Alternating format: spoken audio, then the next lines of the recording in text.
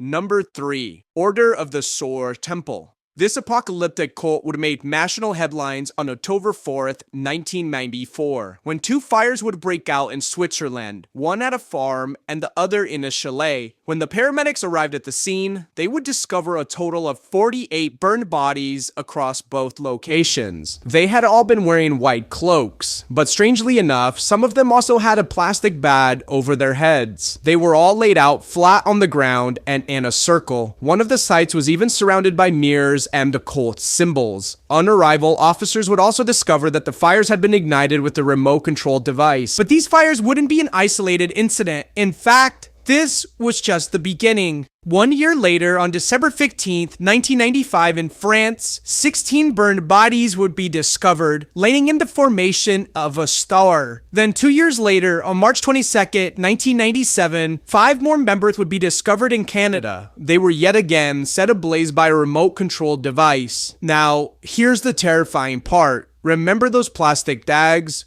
Well, apparently multiple cult members refused to drink the poison on the night of the sacrifice, where they were then held down against their will and have plastic bags placed over their heads. This was not a choice. Everyone had to participate. The reason why these cult members took part in these rituals was because they believed that the end of the world was near, and by leaving Earth, their souls would ascend to another planet, inevitably escaping the apocalypse. Number 2. Movement for the restoration of the 10 Commandments of God.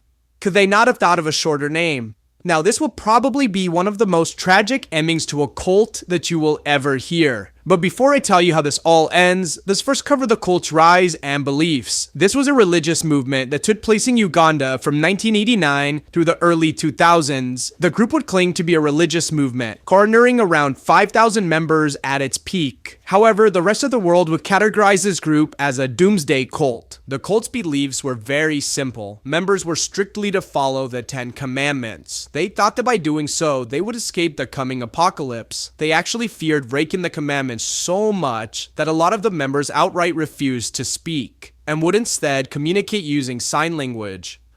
The leaders of the cult would even claim to be able to directly talk to God and being told when the world would come to an end, placing the date on December 31st, 1999. As soon as this date was announced, the cult members erupted in a frenzy, selling their livestock and all of their belongings for very cheap. The leaders would then instruct their members to give all of the money to the movement, which they gladly did.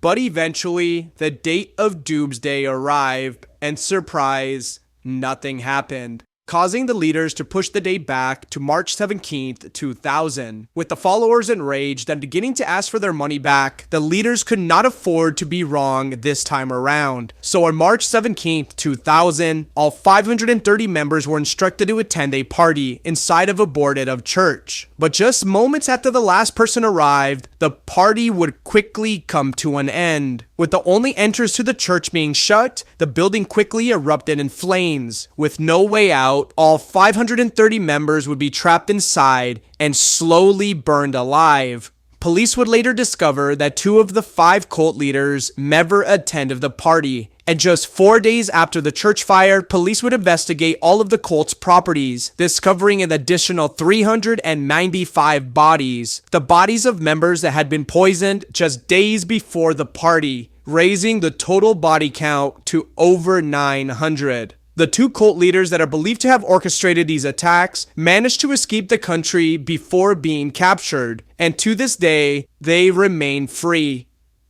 Number 1. The People's Temple. This cult would become one of the most talked about tragedies in all of American history. With countless of documentaries made on the subject and word of a new movie currently in the works, it really goes to show just how much of an impact this cult has had on society. It would all begin in 1954 in Indianapolis, Indiana, when a communist man named Jim Jones opened up his own church, attracting people by offering healing services, claiming to heal all sorts of diseases. In the coming years, Jones would garner thousands of loyal followers, secretly using religion to further his political ideology. After a while, Jones would begin to get criticized for his views, leading him to move to California in 1965, and by the early 1970s, he had established the temple's headquarters in San Francisco. Old members would be tasked with recruiting, leading to massive growth, and eventually they would reach thousands of members. But the next step would come in 1974 when Jones would acquire close to 4,000 acres of remote land in Guyana in South America, a place he would call Jonestown, slowly sending over members as they would begin to build homes and inhabiting the land. He convinced his followers to move by selling them the vision of paradise, a place where they could live freely without the government getting involved. For Jones, creating a socialist society had always been his goal, and it was finally taking shape.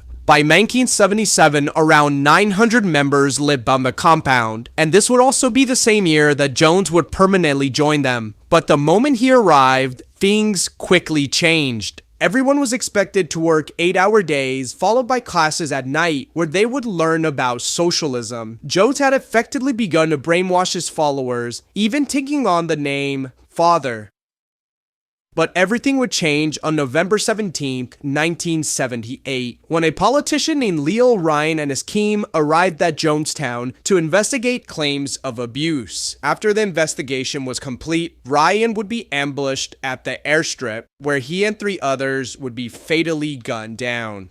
Jones, knowing that the end was near, had a few helpers prepare a giant tub of great flavored drink, adding to it a concoction of drugs and cyanide. He would then instruct all of his followers to drink a cup. Not knowing what was in it, his followers blindly followed his instructions. And with that cup, they had all but sealed their fate. More than 900 people, including Jones, would end up dying shortly after.